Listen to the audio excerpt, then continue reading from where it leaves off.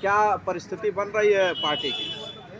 Samajwadi party का घोसी का उपचुनाव हुआ था और बहुत बड़े अंतराल से हम लोग चुनाव जीते थे। पूरे उत्तर प्रदेश की सरकार उलट गई थी, तब भी हम लोगों ने साइकिल को जिता लिया था। इस बार भी घोसी लोकसभा में साइकिल जीतेगी। क्या अटकलें लग रही है? कौन आ रहा है लोकसभा में? समाजवादी पार्टी में अटकल नहीं होती है। समाजवादी पार्टी में समाजवादी पार्टी का पार्लियामेंट्री बोर्ड होता है। पार्लियामेंट्री बोर्ड जो तय कर देता है, हम लोग सब लोग उसको स्वीकार कर लेते हैं। कई लोग समाजवादी पार्टी छोड़कर और दूसरी पार्टी में शामिल हो रहे हैं। ये जब चुनाव आता है तो ट्रेन चलती है। ट्रेन में लोग मुसाफिर बैठते हैं, अगले स्टेशन पे उतरते हैं, फिर जितने उतरते हैं उतने ज़्यादा चढ़ जाते हैं। ये समाजवादी सफ़र है, इसमें लोग आते हैं जाते हैं, इस बात की चिंता नहीं की जाती है। स्वामी प्रसाद मौर्य को लेकर क्या कुछ कहना चाहेंगे? तो आप बेहतर जानते हैं, उन्होंने एक दल बना लिया और कि लाभ लेके गए कि नहीं गए। आप बताओ, भारतीय जनता पार्टी ने उनको हटा दिया और हमने उनको सम्मान दिया, फिर उन्होंने हमको हमारे मुंह पे तमाचा मारा, चले गए। तो अगर अखिलेश जी ने कोई गलत बात तो कही नहीं।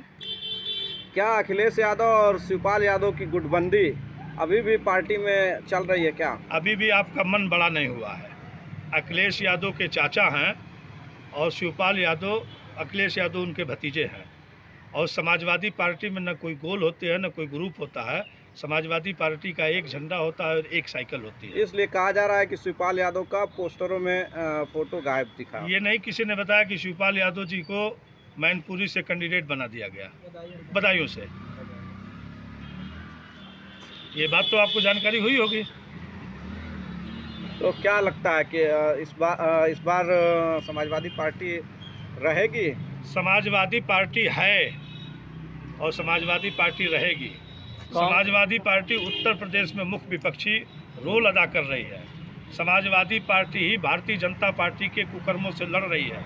समाजवादी पार्टी भारतीय जनता पार्टी के हर सवाल का जवाब में खड़ी रहती है। अभी पुलिस की भर्ती के सवाल पर जनता जब सड़क पर उतरी, किसान आंदोलित है, बुनकरों का सवाल है, नौजवानों का सवाल है।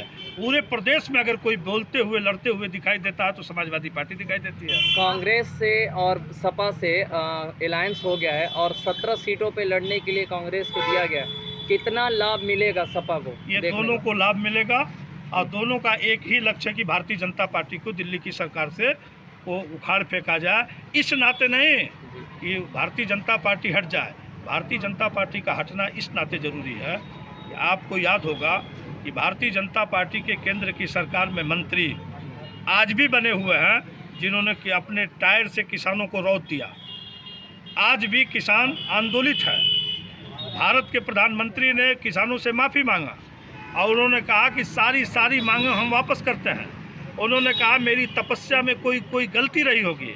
यह सब कुछ कहने के बाद भी आज किसानों को संतुष्ट नहीं कर सके।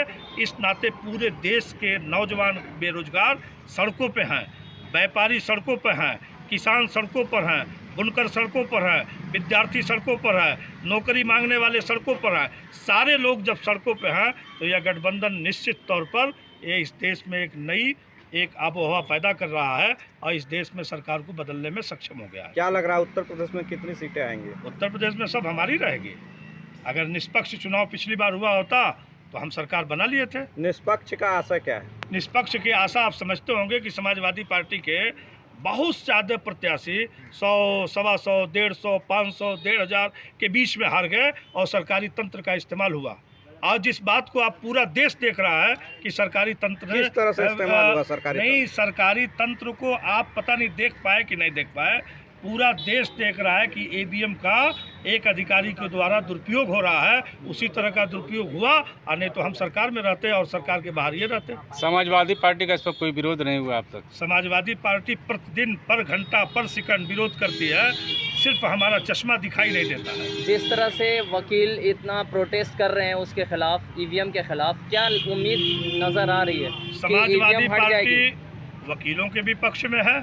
समाजवादी पार्टी निरंतर कह रही है कि जब मशीनें हैंग हो सकती है, मशीनें गर्म हो सकती है, मशीनें बिगड़ सकती है, मशीनें बनाई जा सकती है और जिस मशीनों का इंतजाम जिस देश के लोगों ने किया, उस देश में ईवीएम से चुनाव नहीं हो रहा है, बैलेट पेपर से होता है। इस नाते जनता को एक मौका दो कि बैलेट पेपर की मोहर पर इतना तेज आवाज़ से लगा दे कि यह दिल्ली की सरकार के कान तक बैलेट पेपर से हमारी बात पहुंच जाए।